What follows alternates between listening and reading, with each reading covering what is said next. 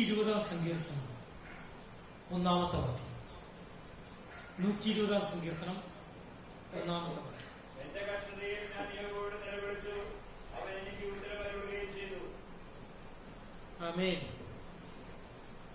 120 സങ്കീർത്തനം 1-ാം വാക്യം. എന്റെ കഷ്ടതയിൽ ഞാൻ യഹോവയോട് നിലവിളിച്ചു, അവൻ എനിക്ക് ഉത്തരം അരുളുകയും ചെയ്തു.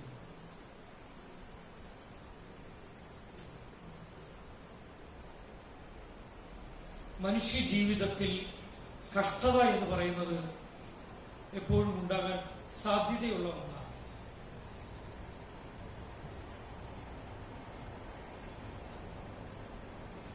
നമ്മുടെ കഴിവിന്റെയോ നമ്മുടെ ശക്തിയുടെയോ അടിസ്ഥാനത്തിലല്ല ദൈവം നമ്മെ സഹായിക്കുന്നത്.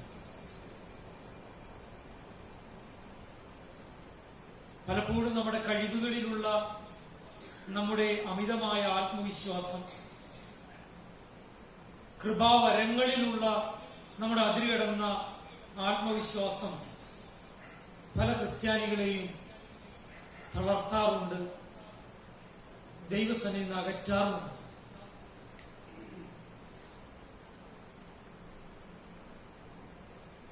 എന്നാൽ പുതിയ നിയമത്തിൽ കർത്താവ് ഉപയോഗിച്ചവനായ വിശുദ്ധനായ പൗലോസ് 2 കൊരിന്ത്യർ 12-ാം അധ്യായം 9-ാം വാക്യത്തിൽ ഒരു കാര്യം പറയുന്നു. എന്നെ ഇന്ന് രാവിലെ സമയം വളരെ ചിന്തിപ്പിച്ചതായ ഒരു വാക്യമാണത്. നമുക്കൊന്ന് വായിച്ചു കേൾക്കാം. 12-ാം അധ്യായം 2 കൊരിന്ത്യർ 12-ാം അധ്യായം അതിന്റെ 9-10 വാക്യം.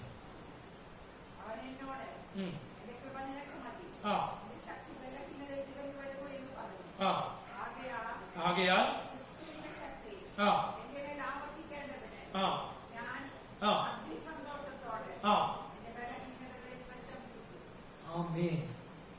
ഇവിടെ വിശുദ്ധനായ പൗലോസിനോട് കർത്താവ് പറയാണ്, my grace is sufficient for you. എന്റെ കൃപ നിനക്ക് ധാരാളം മതിയെന്ന്. അത് നമുക്കെല്ലാം സന്തോഷകരമായ ഒരു കാര്യം. കർത്താവ് നമ്മോട് പറയുന്ന ഈ കാര്യം നമുക്ക് സന്തോഷകരമായ കാര്യം. കാരണം എന്താ? കർത്താവിന്റെ കൃപ നമുക്ക് ധാരാളം മതി. കൃപ എന്ന വാക്കിന്റെ അർത്ഥം കർത്താവിന്റെ ചിലവിൽ സ്വർഗത്തിന്റെ ധന്യത, സ്വർഗത്തിന്റെ റിച്ച്നെസ് നമുക്ക് അനുഭവിക്കുവാൻ ദൈവം നമ്മെ അനുവദിക്കുന്നു എന്നതാണ് കൃപ എന്ന വാക്കിന്റെ അർത്ഥം.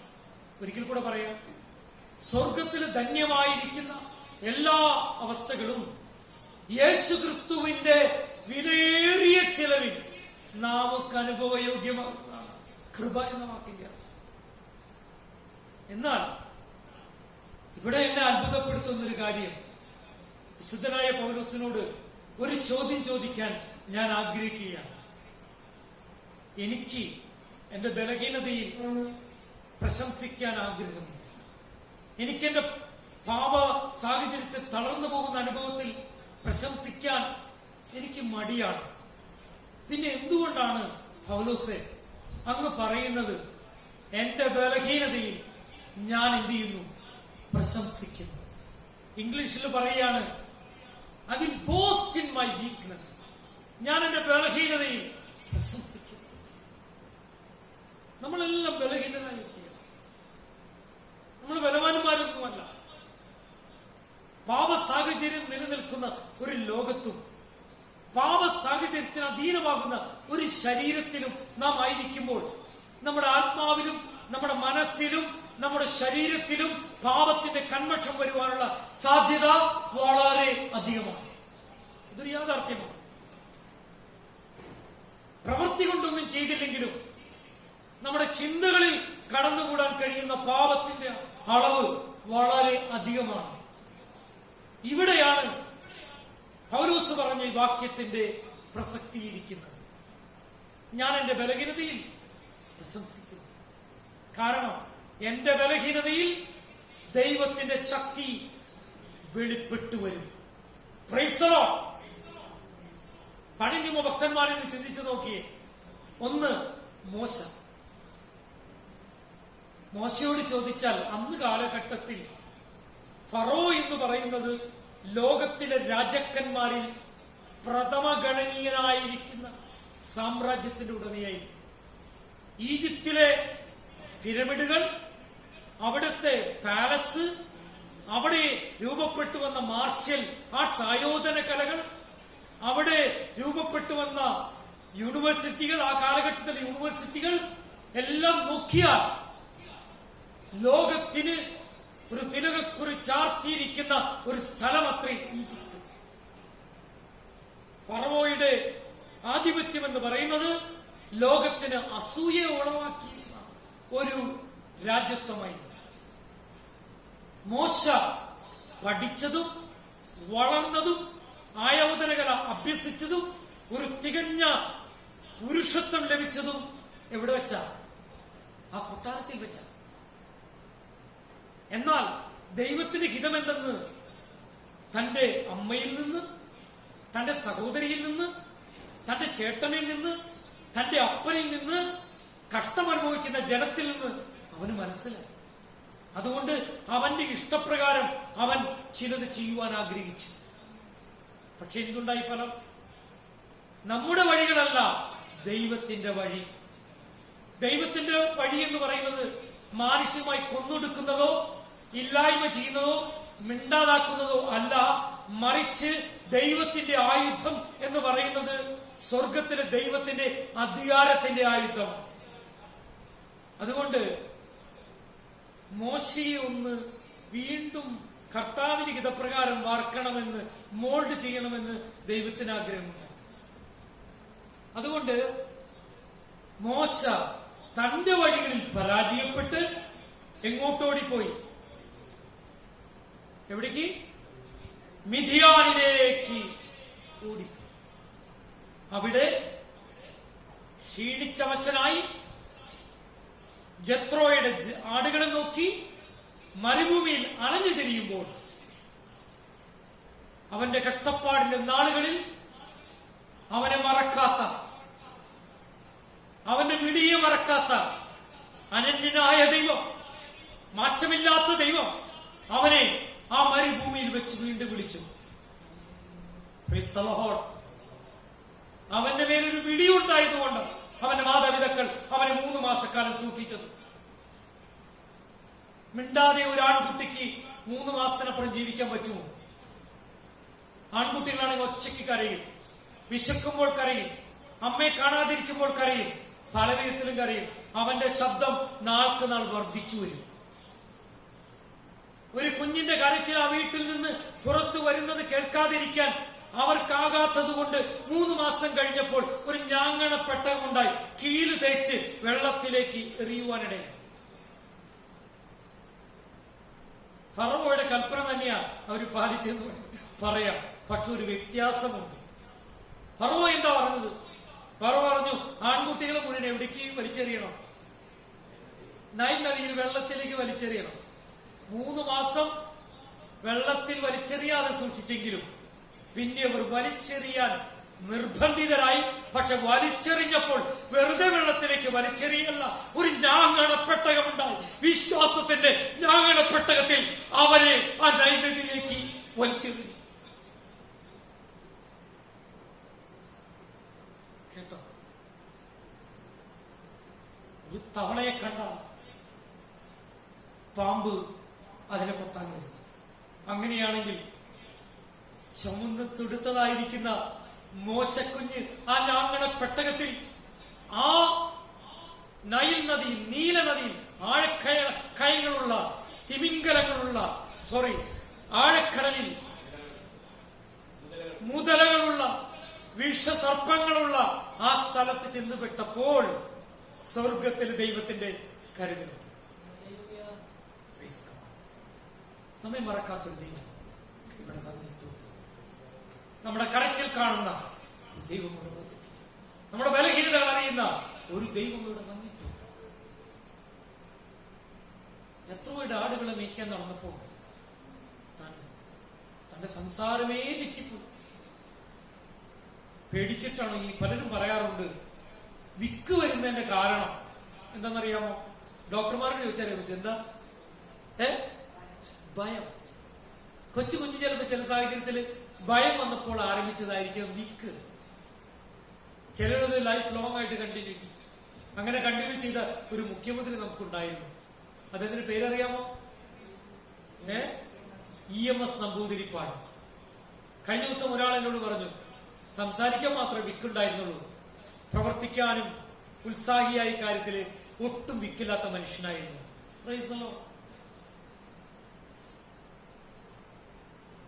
മോശയെ തെരഞ്ഞെടുക്കുമ്പോൾ, രണ്ടാമത് വിളിക്കുമ്പോൾ താൻ വിക്കുള്ളവനാണെന്ന്, യഥാർത്ഥത്തിൽ സംസാരിക്കാൻ കഴിവില്ലാത്തവനാണെന്ന്, ഒരു അഡ്രസ് ഇല്ലാത്തവനാണെന്നൊക്കെ ദൈവത്തോട് പറഞ്ഞു. ദൈവം പറഞ്ഞു, നീ എന്ത് പൊട്ടന, വിശ്വാസത്തിൽ പൊട്ടന. ഞാൻ നിന്നോട് കൂടെയുണ്ടെങ്കിൽ ഏത് വ്യക്തിയെയും രൂപാന്തരപ്പെടുത്തി യോഗ്യനാക്കുവാൻ ഞാൻ മതിയായവനല്ലേ? അങ്ങനെയാ മോശയെ പറഞ്ഞേക്കുന്നത്. നിങ്ങൾ ചിന്തിച്ചു നോക്കണം. വിക്കുള്ള മോശയും വിക്കില്ലാത്ത അഹ്റോനും ഫറവോയുടെ കൊട്ടാരത്തിൽ ചെന്ന് പറഞ്ഞ കാര്യങ്ങളിൽ ഈ ലോകത്തിന്റെ ഒരു അന്നുകാലത്തുള്ള ജാതീയ ജനങ്ങൾക്ക് ആരാധ്യനായിരുന്നു ഫറോ ഞെട്ടിപ്പോയി എന്നുള്ളതാണ്. എല്ലാ കാര്യങ്ങളും ആദ്യം സമ്മതിച്ചു, പിന്നെ എതിർത്തു, പിന്നെ ദൈവത്തിന്റെ പ്രവൃത്തി കണ്ട് ഭയപ്പെട്ട് കേണപേക്ഷിച്ചു. ബലഹീനതയിൽ തുണ നിൽക്കുന്ന പരിശുദ്ധാത്മാവ് നമുക്കുണ്ട്. ബലഹീനരെ ശക്തനാക്കുവാൻ കൃപ നൽകുന്ന കർത്താവ് നമുക്കുണ്ട്. Price the Lord. പൗലോസിന്റെ ചോദ്യം, പൗലോസ് പറയാം, എന്റെ ബലഹീനത ഞാൻ എന്തുകൊണ്ട് ഞാൻ പ്രശംസിക്കുന്നു? കാരണം എന്നെ ശക്തനാക്കുന്നവൻ മുഖാന്തരം ഞാൻ സകലത്തിലും മതിയായവനാണ്. പഴയ നിമിത്തം നോക്കി ഗിദെയോനെ കാണുന്നുണ്ട്. ആരാണ് ഗിദെയോൻ? രഹസ്യമായി ശുശ്രൂഷിക്കുന്ന ഒരു പാവം മനുഷ്യൻ. അന്ന് കാലത്ത് ആർക്കും ധൈര്യമില്ല. ഒന്ന് ചിന്തിക്കണമേ, രഹസ്യമായി പാപം ചെയ്യുന്നവരുണ്ട്, പരസ്യമായി പാപം ചെയ്യുന്നവരുണ്ട്. ഇരുട്ടിൽ പാപം ചെയ്യാൻ എളുപ്പമാണ്, അടഞ്ഞ വാതിൽക്കുള്ളിൽ പാപം ചെയ്യാൻ എളുപ്പമാണ്. ചിലർ പരസ്യമായി ഇന്ന് പിശാച് പ്രോത്സാഹിപ്പിച്ചുകൊണ്ടിരിക്കുക, പരസ്യമായി വ്യഭിചാരം ചെയ്യും, പരസ്യമായി തെറ്റായ കാര്യങ്ങൾ പ്രവർത്തിക്കും. അമേരിക്കയിലും കാനഡയിലും ജോർജിയയിലും യൂറോപ്യൻ രാജ്യങ്ങളിൽ എന്തിനു പറയുന്നു, ഇന്ത്യയിൽ പോലും പരസ്യമായി പാപം ചെയ്യുവാൻ പ്രോത്സാഹിപ്പിക്കുന്ന ഈ ലോകത്തിന്റെ ദൈവം പിശാച് വാണുകൊണ്ടിരിക്കുക. കുഴപ്പമില്ലെന്ന് അങ്ങനെ പറയുക. എന്നാൽ രഹസ്യമായി പ്രവർത്തിക്കുന്ന ഒരു ഗിദെയോനെ സ്വർഗത്തിൽ ദൈവം കണ്ടു. പ്രതികൂലമായ സാഹചര്യത്തിൽ പോലും രഹസ്യമായി കർത്താവിന് വേണ്ടി, കർത്താവിന്റെ ഇഷ്ടപ്രകാരം വേർപെട്ട് ഒറ്റപ്പെട്ട് കർത്താവിന് വേണ്ടി വേല ചെയ്യുന്നവരെ ഈ നാളുകളിൽ സ്വർഗത്തിലെ ദൈവം പരസ്യമായി ശുശ്രൂഷകൾക്കായി എഴുന്നേൽപ്പിക്കും. ഞാൻ രഹസ്യമാണ്, ഞാൻ ഒറ്റയ്ക്കാണ്, വേറെ ആരുമില്ല എന്നാര് പറഞ്ഞാലും അങ്ങനെ പറയുന്നവരെ പരസ്യമായി നിർത്തുവാൻ സ്വർഗത്തിലെ ദൈവം ഒരുക്കമാണ്. അതിന് തെളിവാ ഏലിയാവ്, അതിന് തെളിവാ ഗിദെയോൻ, അതിന് തെളിവാ സ്ത്രീയായ ദെബോറ. എന്താ അവിടെ ആണുങ്ങൾ ഉണ്ടായിരുന്നില്ലേ? ആണുങ്ങളെ കൊണ്ട് മാത്രം ശുശ്രൂഷിപ്പിക്കുന്ന സഭകളുണ്ട്. ദൈവത്തിന് ഇതിന് ആണെന്നും പെണ്ണെന്നും വ്യത്യാസമില്ല. സഭയെ അധ്യക്ഷനായിരിക്കുന്ന പാസ്റ്റർ അനുവദിച്ചാൽ ഏത് സ്ത്രീക്കും കർത്താവിനെ ശുശ്രൂഷ ചെയ്യാൻ പറ്റും എന്നാണ് ദൈവജനത്തിൽ നിന്ന് എനിക്ക് പഠിക്കാൻ കഴിഞ്ഞത്. പണ്ടൊരു കല്യാണത്തിൽ ഒരു സങ്കീർത്തനം വായിക്കാൻ ഒരു ഈ സഭയിലെ ഒരു സഹോദരിയെ ഞാൻ ഏർപ്പെടുത്തി. എന്നോട് ആ സഹോദരി ചോദിച്ചു, ഞാൻ ചെയ്യണോ പാസ്റ്ററെ? ഞാൻ പറഞ്ഞിട്ട് ചെയ്താൽ ഒരു തെറ്റൂല. സഭയുടെ അധ്യക്ഷത അലങ്കരിക്കുന്ന ആള് സഭയുടെ പാസ്റ്ററാണ്. സഭയുടെ പാസ്റ്റർ പറഞ്ഞിട്ടാണെന്ന് പറയുന്നെങ്കിൽ കുഴപ്പമില്ല. അന്നത്തെ ആ കല്യാണ ശുശ്രൂഷ കഴിഞ്ഞപ്പോൾ ഒരു സെൻട്രൽ പാസ്റ്റർ അവിടെ വന്നിട്ടുണ്ടായിരുന്നു. അദ്ദേഹം പറഞ്ഞു, 2 കൂട്ടം പാസ്റ്റർ ചെയ്ത് തെറ്റായി പോയി. ഞാൻ ചോദിച്ചു അതെന്താന്ന് വെച്ചു. ഒന്ന്, ഒരു സഹോദരിയെ കൊണ്ട് സങ്കീർത്തനം വായിപ്പിച്ചു. ഞാൻ ചോദിച്ചു ആ സഹോദരി തലയിൽ മുണ്ടിട്ട് വന്നിട്ടല്ലേ ചെയ്തെന്ന് വെച്ചു. അതേന്ന് പറഞ്ഞു. പിന്നെ എന്താ തെറ്റ്? ഇത്രമാത്രം പാസ്റ്റർമാർ ഇവിടെ ഉണ്ടായിരിക്കെ അത് ചെയ്ത് വലിയ തെറ്റായി പോയി. ഞാൻ പറഞ്ഞു, അവർ ഓടിക്കേറിയൊന്നും വന്ന് ചെയ്തല്ലോ, ഞങ്ങൾ അവരെ നിയോഗിച്ചു. സംഭവിച്ചതാ എന്ന് പറഞ്ഞു. രണ്ടാമത് അദ്ദേഹം പറഞ്ഞു, ഇത് 3-4 വാക്യങ്ങൾ പറഞ്ഞു, ഈ വാക്യങ്ങൾ വായിച്ചില്ല എന്ന് പറഞ്ഞു. ഞാൻ പറഞ്ഞു, ഉൽപ്പത്തി പുസ്തകത്തിൽ അത് കഴിഞ്ഞ് ഓരോ സമയത്തും 4 വാക്യങ്ങൾ 2 വാക്യം ഞാൻ വായിച്ചല്ലോ.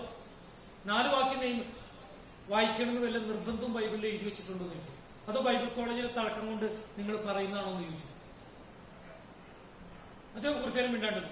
ഞാൻ ചോദിച്ചു, ഏദൻ തോട്ടത്തിൽ വെച്ച് ആദാമിനെയും ഹവ്വയെയും യോജിപ്പിച്ച കർത്താവ് ഏതെങ്കിലും ഒരു കല്യാണ ശുശ്രൂഷ അവിടെ നടത്തിയെന്ന് ചോദിച്ചു. Price the Lord. ഇതൊക്കെ മനുഷ്യൻ സാന്ദർഭികമായിട്ടും ആചാരപരമായിട്ടും ദൈവവചന പ്രകാരം ഒരുക്കുന്നതാണ്. അതിലൊരു വാക്കിൽ തെറ്റിയാൽ തെറ്റ് കണ്ടുപിടിക്കുന്നതൊന്നും ദൈവവചനത്തിന് ഒത്തതല്ല എന്ന് ഒരു സ്വതന്ത്ര സഭയുടെ പാസ്റ്ററായ എനിക്ക് പറയാൻ ചങ്കൂറ്റുണ്ട്. അദ്ദേഹം ഒന്നും മിണ്ടിയില്ല. അദ്ദേഹത്തിന് എന്നെ എതിർക്കാനായിട്ട് എന്ത് കഴിഞ്ഞില്ല. ഞാൻ ചോദിക്കുക, ആണുങ്ങൾ ഇല്ലാഞ്ഞിട്ടല്ല, ആണുങ്ങൾ ഭയപ്പെട്ടിരുന്ന ഒരു കാലത്ത് ആരുമില്ലാത്ത അവസ്ഥയിൽ ബലഹീനയായ ഒരു സ്ത്രീയെ ദൈവം എഴുന്നേൽപ്പിക്കാൻ ന്യായപാലനം ചെയ്യും. അവളുടെ പേരാ ദെബോറ. ഹല്ലേലൂയ. ബലഹീനരെ ബലവാന്മാരാക്കുന്ന ശുശ്രൂഷയ സ്വർഗത്തിൽ ദൈവത്തിന്. നാം ബലഹീനരാണെങ്കിൽ ദൈവത്തിന്റെ മഹത്വം കൂടുതൽ വെളിപ്പെട്ടു വരും.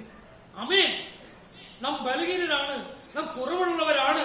നമ്മുടെ ആരോഗ്യത്തിന്, നമ്മുടെ മനസ്സിന്, നമ്മുടെ ശരീരത്തിന് ഒക്കെയും പ്രയാസം ഉണ്ടായിരിക്കെ എന്നെ കൊണ്ടിത് കഴിയില്ല എന്ന് ആരെങ്കിലും പറഞ്ഞ നമ്മുടെ മുമ്പിൽ ചിലർ പഴയ നിയമത്തിൽ ജ്വലിച്ചു നിൽക്കുന്നു. ഏറ്റവും ചെറിയ പ്രാർത്ഥനയാൽ ഏറ്റവും വലിയ വ്യത്യാസം വരുത്തിയ ഒരു പ്രാർത്ഥനയെ കുറിച്ച്, ജബ്ബേസിന്റെ പ്രാർത്ഥനയെ കുറിച്ച് പറഞ്ഞു. അമ്മ പോലും മോനെ വിളിച്ചത് വ്യസനപുത്രനെന്ന്, മരണം വരെ വ്യസനകാരൻ. ഹല്ലേലൂയ. എന്നാൽ സ്വർഗത്തിലെ ദൈവം അവനെ മാന്യനാക്കി മാറ്റുവാനിടയായി. അവന്റെ പേര് മാത്രമല്ല മാന്യമായത്, അവന്റെ നാട് പോലും അവന്റെ പേരിൽ അറിയപ്പെടുവാൻ ഇടയായി. എനിക്കറിയില്ലായിരുന്നു കടമ്മനിട്ട എന്ന് പറയുന്നത് ഒരു സ്ഥലത്തിന്റെ പേരാണ്. ഞാൻ വിചാരിച്ചത് ഒരു കവിയുടെ പേരാണ്.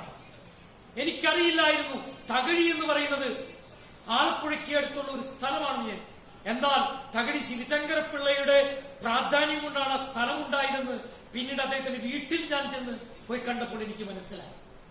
പ്രിയപ്പെട്ടവരെ, ചിലരുടെ പേരുകൾ ആ നാടിന് വന്ന് വീഴുവാനിടയാവും. Price the Lord. ഒരു വ്യസനപുത്രനായ ജബേസ്, നിങ്ങൾക്കറിയാമോ, സുന്ദരിയായ യാക്കോബിന്റെ ഭാര്യ റാഹേൽ തന്റെ മരണത്തിന് നിദാനമായ പ്രസവം നടക്കുമ്പോൾ കുട്ടിക്കിട്ട പേര് എന്തായിരുന്നു?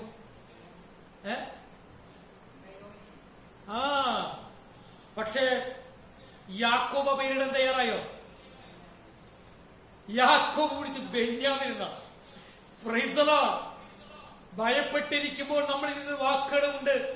ഭയപ്പെട്ടിരിക്കുമ്പോൾ തന്നെ ഞാൻ ചോദിക്കട്ടെ, യാക്കോബിന് സങ്കടമില്ലേ? റാഹേലിന്റെ മരണത്തിൽ സങ്കടമില്ലേ? സങ്കടമുണ്ട്. അവന്റെ മരണം വരെ സങ്കടമുണ്ട്.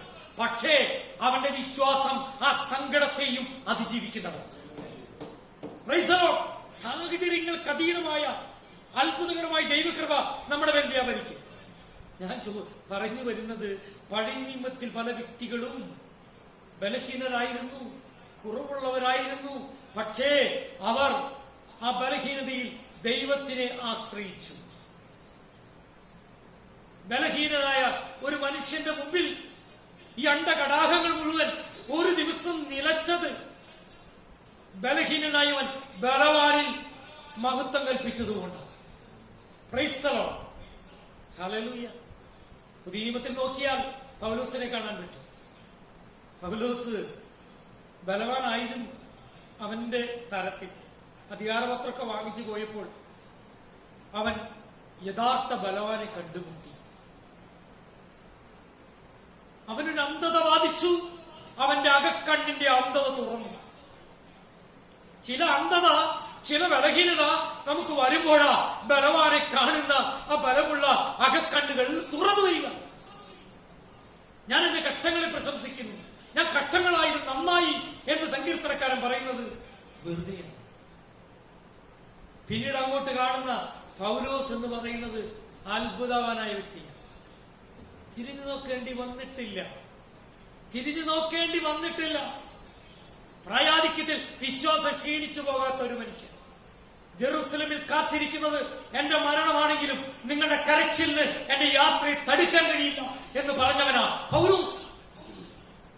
വികാരങ്ങൾക്ക് ദൈവത്തിലുള്ള ആശ്രയത്തെയും ദൈവത്തിന്റെ ഹിതത്തെയും നോ പറയുവാൻ കഴിയില്ല. ഇന്ന് വികാരങ്ങളുടെ വേലിയേറ്റത്തിലേക്ക് ചിലരെ ആവാഹിച്ചെടുത്ത് ഇത് തന്നെയാണ് പരിശുദ്ധാത്മാവിന്റെ പ്രവർത്തനം എന്ന് പറയുമ്പോൾ ദൈവത്തിന്റെ വചനം പറയുന്നു, ഞാൻ നിങ്ങൾക്ക് നൽകിയിരിക്കുന്നത് സുബോധത്തിന്റെയും ശക്തിയുടെയും സ്നേഹത്തിന്റെയും ആത്മാവിനെയ വീരത്വത്തിന്റെ ആത്മാവിനെയ അല്ല.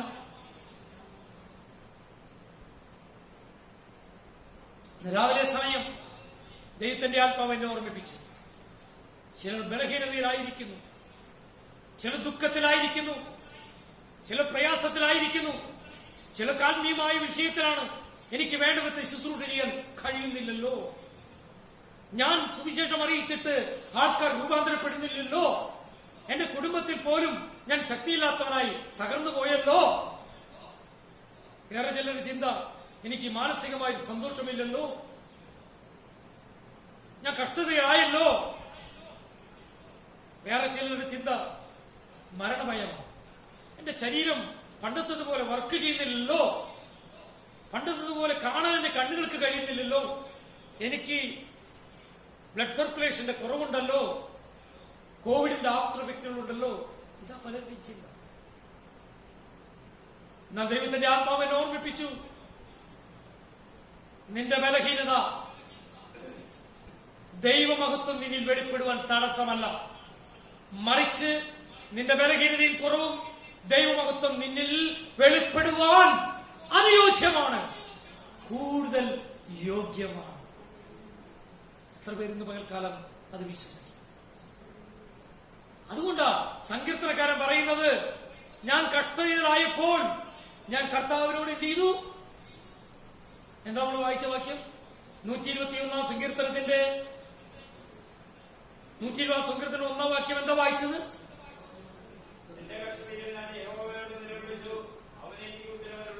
എന്റെ കഷ്ടതയിൽ, എന്റെ ബലഹീനതയിൽ ഞാൻ എന്റെ കർത്താവിനോട് നിലവിട്ട് വിളിക്കും, എന്റെ പ്രാർത്ഥന സജീവമാക്കും. ദൈവം എന്റെ പ്രാർത്ഥനയ്ക്ക് ഉത്തരം നൽകും. നിന്നെ ദൈവം ഉപയോഗിക്കും, നിന്റെ മുഖത്തെ വാട്ടം മാറ്റും, നിന്നെ ദൈവം സൂക്ഷിക്കും. ഹല്ലേലൂയ. യെശയ്യാ പുസ്തകം 33 അധ്യായം 2 വാക്യം ഒന്ന് വായിച്ചു.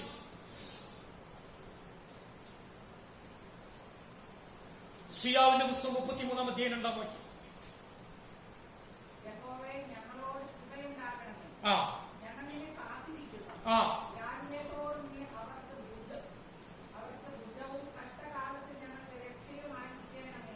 അവിടെ ദൈവത്തിന്റെ വചനം വായിക്കുമ്പോൾ അവിടെ ദൈവത്തോട് പറയുന്ന ആ എബ്രായ പദം യേശ്വാഹേ എന്നാണ്. അതേ വാക്ക് തന്നെയാണ് പുതിയ നിയമത്തിൽ യേശു എന്ന പദമായി മാറിയത്. എന്ന് പറഞ്ഞാൽ നമ്മുടെ പ്രയാസത്തിൽ നമ്മെ ശക്തിപ്പെടുത്തുന്ന, ദൈവകൃപ നിറഞ്ഞ, നമ്മെ സഹായിക്കാൻ കഴിവുള്ളവരെന്നർത്ഥം. അതാ യേശു. ദൈവത്തിന്റെ വചനം പറയുന്നു, കർത്താവിന്റെ നാമം വിളിച്ചപേക്ഷിപ്പീൻ. ഹല്ലേലൂയ. വിളിച്ചപേക്ഷിച്ച എന്ത് ഗുണമുണ്ടാവും? ആ നാമം നമ്മെ അനുഗ്രഹിക്കും. കഴിഞ്ഞ ദിവസം കർത്താവിദാസി എന്താ പറഞ്ഞത്? കർത്താവിന്റെ നാമം ബലമുള്ളൊരു ഗോപുരം, അതിലേക്ക് ഓടിച്ചെന്ന് അഭയം പ്രാപിക്കുന്ന ഏതൊരു മനുഷ്യനും ഭാഗ്യവാനാണ്. ലോട്ടറി അടിക്കുന്നവനല്ല ഭാഗ്യവാൻ, ദൈവത്തിൽ ആശ്രയിക്കുന്നവനാണ് ഭാഗ്യവാൻ. കർത്താവ് തന്നെ ആശ്രയമായിരിക്കുന്നവനാണ് ഭാഗ്യവാൻ. വചനം അങ്ങനെയാ പറയുന്നത്. ജോഷിയോട് നേതൃത്വം ഏറ്റെടുത്തപ്പോൾ ദൈവം ഒരു കാര്യം പറഞ്ഞു. ദൈവം അവന്റെ ഹൃദയത്തിലേക്ക് നോക്കി. അവന്റെ ഹൃദയത്തിൽ ദൈവത്തിന് വേണ്ടി ചെയ്യാനുള്ള അനേക നല്ല ആഗ്രഹങ്ങളുണ്ടെന്ന് ദൈവം മനസ്സിലാക്കി. ദൈവം അവനോട് പറഞ്ഞു, നീ ദൈവവചനത്തിന്റെ ഇടത്തോട്ടോ വലത്തോട്ടോ മാറരുത്. ദൈവവചനത്തിന്റെ ഇടത്തോട്ടോ വലത്തോട്ടോ മാറിയാൽ ഹൃദയത്തിലെ ആഗ്രഹങ്ങൾ സാധിക്കുകയില്ല. പിശാചിന്റെ ആഗ്രഹങ്ങൾ അറിയാതെ സാധിപ്പിക്കേണ്ടി വരും. ഹല്ലേലൂയ. ദൈവത്തിന്റെ വചനം നമ്മെ ഓർമ്മിപ്പിക്കുന്നു. ഇടത്തോട്ടും വലത്തോട്ടും മാറാതെ മുന്നോട്ട് പോകും. ദൈവവചനത്തിന്റെ വ്യവസ്ഥയിൽ മുന്നോട്ട് പോകും. ഫിലിപ്പിയ ലേഖനം 4-ാം അധ്യായം 12-13 വാക്യത്തിൽ ഉത്തരം കണ്ടെത്തുവാൻ പൗലോസ് ശ്രമിച്ചിട്ടുണ്ട്. കഷ്ടതയിൽ, ബലഹീനതയിൽ പൗലോസ് ഉത്തരം കണ്ടെത്തി. ഒന്ന് വായിക്കാമോ? 4-ാം അധ്യായം 12-13 വാക്യം. ഫിലിപ്പിയ ലേഖനം, കാരാഗ്രഹ ലേഖനം. ഒരു ഉയരമുള്ള ആൾക്ക് പോലും കയറാൻ പറ്റാത്ത, ഉയരക്കുറവുള്ള പൗലോസിന് പോലും നടുവൊടിയുന്ന തരത്തിൽ കയറാവുന്ന ആ ജയിലിൽ നിന്ന് എഴുതി. വായിക്കാം. ആ ആ ആ ആ ആ ആ ആ ആ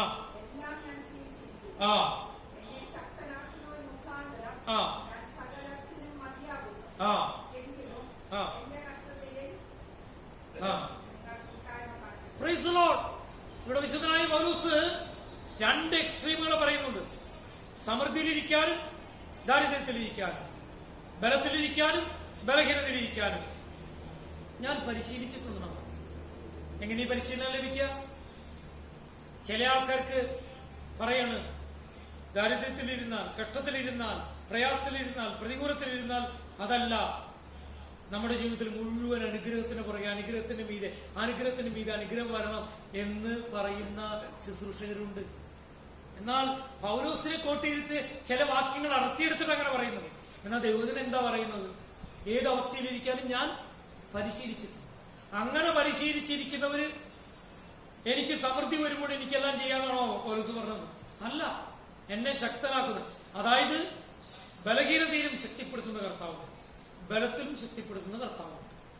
അപ്പൊ ബലവാനും ബലഹീനനും ഒരു കാര്യം മനസ്സിലാക്കണം. ബലഹീനത വന്നാലും ബലം വന്നാലും ഒരു കാര്യം ഉറപ്പാ, ഏത് അവസരത്തിലും ഒരുപോലെ സഹായിക്കാൻ കഴിയുന്ന കർത്താവുണ്ട്. ഹല്ലേലൂയ. ദൈവത്തിന്റെ വചനം 73-ാം സങ്കീർത്തനത്തിന്റെ 26-ാമത്തെ വാക്യം വായിച്ച്.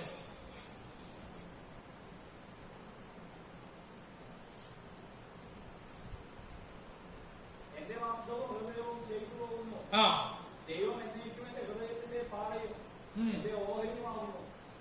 ആരോഗ്യം നഷ്ടപ്പെടുന്നു സംശയിക്കുന്നവര് ഒരു കാര്യം ആലോചിക്കണം. അതോർത്ത് കരഞ്ഞു നിൽക്കണ്ട. ഇവിടെ സങ്കീർത്തനക്കാരൻ പറഞ്ഞ വാക്ക് ഓർമ്മിപ്പിക്കണം. നിന്റെ ആത്മാവ് ശുഭമായിരിക്കുന്ന പോലെ നീ സകലത്തിൽ സുഖവുമായിരിക്കണമെന്ന് ഞാൻ പ്രാർത്ഥിക്കുന്നു എന്ന് വെറുതെ എഴുതി വെച്ചതല്ല. എന്റെ രാജ്യവും നീതിയും അന്വേഷിക്കുക, ഞാൻ നിനക്ക് ആവശ്യമുള്ളതൊക്കെ കൂട്ടിച്ചേർക്കപ്പെടുമെന്ന് പറയുന്ന ഒരു കർത്താവുണ്ട്. വേണമെങ്കിൽ ഒന്ന് പരീക്ഷിച്ചു നോക്കിക്കോ. ഒരു കാര്യം പറയുന്നുണ്ട്, ദൈവം നല്ലവനെന്ന് രുചിക്കണമെങ്കിൽ എങ്ങനെ രുചിക്കണം? എന്തുകൊണ്ട് രുചിക്കണം? പറയേ. വചനത്തിൽ നിന്നല്ല. നമ്മളൊരു ഭക്ഷണം തന്നു, രുചിക്കണമെങ്കിൽ എന്ത് വേണം? നാവ് വേണം. നാവിലാണ് മുഴുവൻ ടേസ്റ്റ് ബഡ്സ് വെച്ചിരിക്കുന്നത്. ഞാനിപ്പോ ഈ നാളുകളിൽ ചിക്കനൊക്കെ കഴിക്കുന്ന കുറവാണ്. ചിക്കനും തീരെ ഇഷ്ടം. അതിൽ തരുമൊരു കഷ്ണം കഴിക്കുന്നല്ലാണ്ട് അങ്ങനെ ഇങ്ങോട്ട് ഭക്ഷണം കഴിയുന്നല്ലായിരുന്നു. ഞാൻ എന്നോട് ചോദിച്ചു, പേപ്പൻ എന്താ ചിക്കൻ കഴിക്കാത്തതെന്ന് ചോദിച്ചു. ചിക്കനല്ല, ഇറച്ചിയും അങ്ങനെയുള്ള സാധനങ്ങൾ കൂടുതൽ കഴിക്കാത്തതെന്ന് ആദ്യം ചോദിച്ചു. എന്നോട് ചേട്ടന്റെ മക്കള് സ്തുതിന്ദ്രൻ ചോദിച്ചു. ഞാൻ പറഞ്ഞു, എനിക്ക് അത്ര ഇഷ്ടമല്ല. ഞങ്ങളുടെ പപ്പിയും അങ്ങനെ തന്നെയാണ്, ഇഷ്ടമല്ല. ഞാൻ പറഞ്ഞു, അതിന് കാരണം എന്താ നിങ്ങൾക്കറിയാമോ? 50 വയസ്സ് കഴിഞ്ഞ്, 45 വയസ്സൊക്കെ കഴിഞ്ഞാൽ ഇപ്പൊ പറയാം, 50 വയസ്സ് കഴിഞ്ഞാൽ നാവിന്റെ ടേസ്റ്റ് ബഡ്സ് എന്താവും? പകുതിയിലധികം നശിച്ചു. പിന്നെ നല്ല കടുത്ത ഇഞ്ചക്ഷൻ ചെയ്താലാണ്. അതുകൊണ്ടല്ലേ പ്രായമുള്ള 80 വയസ്സ് കഴിഞ്ഞവര് നമ്മൾ എന്ത് നല്ല ആഹാരം ഉണ്ടാക്കി വെച്ചാലും അവരുടെ മുഖം ഇഷ്ടപ്പെടില്ല. നീ പോയി ഒരു മുളകും പുളിയും കൂട്ടിയിട്ട് ഒരു ചമ്മന്തിന്റെ ഒക്കെ ഉണ്ട്. അപ്പൊ നമ്മൾ ഇത്ര കഷ്ടപ്പെട്ട് ഇത്ര രുചികരമായിട്ട് ഉണ്ടാക്കിയ ആൾക്കാർക്കൊക്കെ അമ്മായിമ്മയോടോ അമ്മയോടൊക്കെ കടുത്ത ദേഷ്യം വരും. ഇത്ര നല്ല കറി ഉണ്ടാക്കിയിട്ടാണ് അവർ. കാരണം അവരുടെ ടേസ്റ്റ് പെട്ട് നശിച്ചുപോയി. അതായ കാരണം, അതതിന്റെ കാരണം. എന്നാൽ പ്രിയപ്പെട്ടവരെ, ഞാൻ ചിലരോട് പറയും, നന്നായി ഭക്ഷണം മരുന്നായിട്ടെങ്കിലും ഭക്ഷണം കഴിച്ചേക്കണം. ഭക്ഷണം കഴിക്കാതെ വിശപ്പില്ലാന്ന് പറഞ്ഞ് കഴിക്കാതിരുന്നാൽ കുറെ രൂപയ്ക്കുള്ള മരുന്നും കഴിക്കാൻ പറ്റും.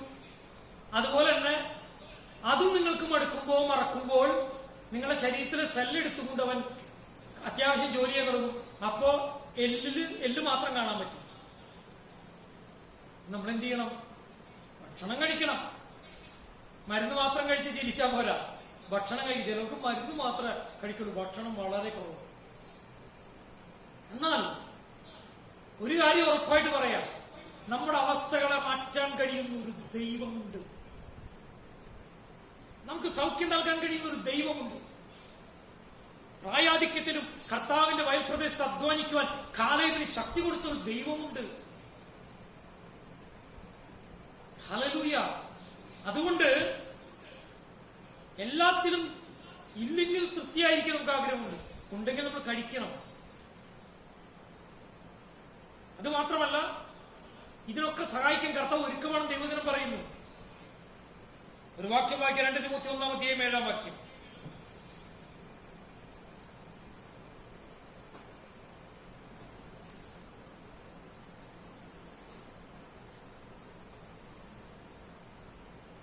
രണ്ട് തിമോത്തി 1:7 വാക്യം.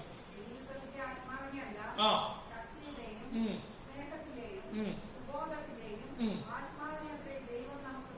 ഒരു കാര്യം മനസ്സിലാക്കണം, നാം കഷ്ടതയിലായെന്ന്, നാം ഭയത്തിലായെന്ന്, നാം പ്രശ്നങ്ങളുടെ മുന്നേ ആയെന്ന് ആരെങ്കിലും സംശയിക്കുന്നുവെങ്കിൽ ഈ വാക്യം നമുക്ക് പ്രയോജനം ചെയ്യും. പരിശുദ്ധാത്മ നിറവിന് വേണ്ടി നമ്മൾ എന്ത് ചെയ്യണം? നമ്മൾ എന്ത് ചെയ്യണം? പ്രവർത്തിക്കണം. കാരണം ദൈവത്തിന്റെ ഹിതം തിരിച്ചറിഞ്ഞ് നാം ജീവിക്കുമ്പോഴാണ് നാം ശക്തിപ്പെടുക. നമ്മെ വിളിച്ചിരിക്കുന്നത് ഓരോ ദൗത്യത്തിനാണ്. എന്നെ വിളിച്ച ദൗത്യമല്ല ജോജനെ വിളിച്ചത്, ജോജനെ വിളിച്ച ദൗത്യമല്ല രാധാകൃഷ്ണൻ ബ്രദറിനെ വിളിച്ചത്, കൗൺസിലറായിരിക്കുന്ന ബഹുമാനപ്പെട്ട ദേവദാസനെ വിളിച്ചിരിക്കുന്നത് വേറൊരു പ്രവർത്തനത്തിനായിരിക്കും. എസ്തറിനെ വിളിച്ചിരിക്കുന്നത് മറ്റൊരു ശുശ്രൂഷയ്ക്കായിരിക്കും. എല്ലാം ദൈവത്തിന്റെ മഹത്വത്തിനായി. നമുക്ക് എങ്ങനെ സാധിക്കും? അല്പോ തളർന്നു പോകും. നമുക്ക് പറ്റുന്ന ഏറ്റവും വലിയ തെറ്റെന്ന് പറയുന്നത് ദൈവഹിതം തിരിച്ചറിയാത്തതാണ്. നാം മറ്റുള്ളവരെ കമ്പയർ ചെയ്യും.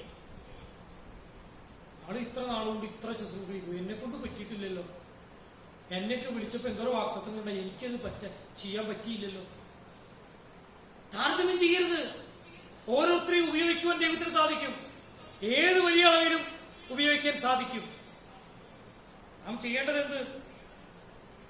ദൈവവചനം നമ്മൾ വായിക്കുകയും ധ്യാനിക്കുകയും പഠിക്കുകയും ഒക്കെ ചെയ്യുമ്പോൾ ഒരു കാര്യം നമ്മുടെ ആത്മാവിൽ സംഭവിക്കും, മനസ്സിൽ സംഭവിക്കും. എന്താ സംഭവിക്കാന്നറിയാമോ? നമ്മുടെ മനസ്സിൽ പിശാച് പലപ്പോഴായിട്ട് നിറച്ചിരിക്കുന്ന ദുർഗന്ധം വമിക്കുന്ന ചിന്തകളെ മാറ്റി മനസ്സിനെ ദിനം പ്രതി രൂപാന്തരപ്പെടുത്തുവാൻ ദൈവത്തിന്റെ വചനത്തിന് കഴിയും. റിന്യൂവിംഗ് സ്പിരിറ്റ്, ആത്മാവിൽ ഒരു പുതുമയോടെ നമുക്ക് ജീവിക്കാൻ കഴിയും, നമ്മെ എൻകറേജ് ചെയ്യാൻ കഴിയും. ഞാൻ എന്റെ വാക്കുകൾ ഉപസംഹരിക്കാൻ ആഗ്രഹിക്കുന്നു. എങ്ങനെ നമുക്ക് നമ്മുടെ വീക്ക്നെസ്സിനെ, നമ്മുടെ തളർച്ചയെ, നമ്മുടെ കുറവുകളെ മാറ്റാൻ കഴിയും? എപ്പോഴാണ് ഒരു ക്രിസ്ത്യാനി ശക്തിഹീനനാകുവാൻ കഴിയുന്നത്? ഒരു ചോദ്യം. എപ്പോഴാണ് എനിക്ക് ശക്തിക്കുറവ് അനുഭവിക്കാൻ കഴിയുന്നത്? നമ്മുടെ ശരീരത്തിൽ പല രോഗങ്ങളും വരുമ്പോൾ, വിട്ടുമാറാത്ത പനി വരുന്നത് നാം ഏതോ ഒരു പ്രശ്നത്തിന് അടിമപ്പെട്ടു എന്ന് മനസ്സിലാകുമ്പോഴാണ്. അപ്പോഴാണ് ചികിത്സ ആരംഭിക്കേണ്ടത്. നാം എല്ലാവരും പാപ സ്വഭാവവും ഉള്ള ഒരു ശരീരത്തിലും മനസ്സിന്റെ ഉടമകളാണ്. കാരണം നാം പാപ സ്വഭാവമുള്ളത് കൊണ്ടാണ് നമ്മൾ ബലഹീനരായിരിക്കുന്നത്. അങ്ങനെയാണെങ്കിൽ ശക്തിപ്പെടാനുള്ള മാർഗം എന്താ? ആർക്കെങ്കിലും പറയാമോ? പാപ സ്വഭാവമുള്ള ഒരു മനസ്സിന്റെയും ശരീരത്തിന്റെയും ഉടമയായിരിക്കുമ്പോൾ നാം ബലഹീനരാകാനുള്ള, നമ്മെ ബലം കെടുത്തുവാനുള്ള പലവിധ സംശയങ്ങളും തന്ത്രങ്ങളും കൊണ്ടുവരാൻ പിശാചിന് കഴിയുമെന്നിരിക്കെ നമുക്കതിനെ അതിജീവിക്കാൻ കഴിയുന്നത് എങ്ങനെ? അതിനേക്കാളൊക്കെ ഒരു കീ ആയിട്ടുള്ള ആൻസർ എനിക്ക് കിട്ടും. ഒരു കൃത്യമായ ആൻസറിലേക്കാണ് വരുന്നത്. നിങ്ങൾ പറഞ്ഞൊക്കെ ശരിയാവും, ഉപവാസാലും പ്രാർത്ഥനകളും ഒക്കെ പറഞ്ഞു ശരി. ഒരു കൃത്യമായ ഒറ്റ ആൻസർ ദൈവത്തിന്റെ സന്നിധിയിൽ. അത് ഞാൻ ശ്രമിച്ചു. കുറച്ചും കൂടി പോയിന്റ് ഔട്ട് ചെയ്യാമോ? വിശ്വസിക്കുക. ആരത് പറഞ്ഞ? തങ്കച്ചൻ പറഞ്ഞു. അതായത് ദൈവസ്ഥാനത്തിൽ നിന്ന് പാപക്ഷമ പ്രാപിക്കണം. അതാ പ്രധാനപ്പെട്ടത്. ഈ ഉപവാസവും പ്രാർത്ഥനയും സകലതും പാപക്ഷമയ്ക്ക് വേണ്ടിയുള്ളതാ. പാപക്ഷമയാണ് നമ്മുടെ പാപ സ്വഭാവത്തിൽ നമ്മൾ മാറ്റിക്കളയുക. കാരണം കർത്താവായ യേശുവിന്റെ രക്തം സകല പാപത്തെയും മുക്കി ശുദ്ധീകരിക്കുന്നു. അത് കാൽവരി ക്രൂശിൽ യാഗമായി ആ വില കൊടുത്ത ആ സമയം മാത്രമല്ല, അത് നമ്മുടെ മരണം വരെ തുടരേണ്ട പ്രവൃത്തിയത്രേ. ആ വിലയേറിയ രക്തം നമുക്ക് വേണ്ടി എല്ലാ ദിവസവും ഉണ്ട് കേട്ടോ. അതുകൊണ്ട് നമ്മൾ എന്ത് ചെയ്യണം? ദിനംപ്രതിയോണം എന്ത് ചെയ്യണം? ദിനംപ്രതിയോണം നമ്മള് പാവങ്ങളിലേക്ക് പറയണം. അതിനൊരുക്കമായിട്ട് കർത്താവ് നിൽക്കുക. ആരാധന സ്വീകരിക്കാൻ യോഗ്യൻ, ഘോഷിക്കാൻ യോഗ്യൻ. പക്ഷെ ഘോഷിക്കാൻ പറഞ്ഞ മുഴുവൻ സുവിശേഷം ഘോഷിക്കണം. ഇതാ വരുന്നു പാപമോചകൻ, ഇതാ വരുന്നു നിനക്ക് വേണ്ടി മരിച്ചവൻ, ഇതാ വരുന്നു നിന്റെ രക്ഷാകാരണമായിരിക്കുന്നവൻ എന്ന് പറയാനാ പറഞ്ഞത്. എന്നാൽ അവൻ രാജാവായി വരും, അവൻ പ്രൗഢിയിൽ വരും, അവൻ കിരീടത്തോടെ വരും, അവൻ രാജാക്കന്മാരുടെ രാജാവായി വരും. Price the Lord. He is A serving king. English ആരാധനയിൽ ഒരു സംഭവമാണ്. ഞാൻ ഈ പുസ്തകത്തില് ഷാജി ബ്രദർ പ്രസംഗിച്ചുകൊണ്ടിരിക്കും, അതൊക്കെ ഇങ്ങനെ എഴുതി. അപ്പൊ ഞാൻ ഈ മെസ്സേജ് രാവിലെ എനിക്ക് നടന്നുകൊണ്ട് ഞാൻ ആ സഭയിലും പറഞ്ഞു. ഞാനിവിടെ അവസാനം എഴുതി സർവിംഗ് കിങ് എന്ന് എഴുതി. അവസാനം സർവിംഗ് കിങ് അവസാനം എഴുതി ഞാൻ മടക്കി വെച്ചു. സമയം കഴിഞ്ഞല്ലോ എന്ന് വെച്ചു. അപ്പോൾ അവിടെ ഇരുന്നപ്പോൾ ദൈവത്തിന്റെ ആത്മാവിനോട് പറഞ്ഞു, ഒരു പാട്ട് പാടി ഈ മെസ്സേജ് അവസാനിപ്പിക്കുന്നു. ഞാൻ അങ്ങനെ വിചാരിച്ചിരിക്കുക. അപ്പോ ഷാജി ബ്രദർ പറയാ, സാധാരണ പ്രസംഗിച്ചു കഴിഞ്ഞാൽ എന്ന് പറയാൻ അങ്ങനെയുണ്ട് പോവാറുള്ളൂ. ആള് പറഞ്ഞു ഒരു പാട്ട് പാടാം. എന്നിട്ട് ജോയ്സിനോട് ജോയ്സിന് നോക്കിയിട്ട്, ജോയ്സ് അധികം പരിചയമുള്ള പാട്ടല്ല എന്ന് തോന്നുന്നു അല്ലേ, അത്ര പഴയ പാട്ടാണ്. അപ്പോ ഷാജി ബ്രദറും കൂടി ചേർന്ന് പാടും. ആ പാട്ട് പ്രധാനപ്പെട്ട സർവിംഗ് കിങ് എന്നുള്ളത് ഒന്ന് ആലോചിച്ച് നോക്കണം. നമ്മെ സഹായിക്കാൻ, നമുക്ക് സേവനം ചെയ്യാൻ ഒരു കർത്താവുണ്ട്.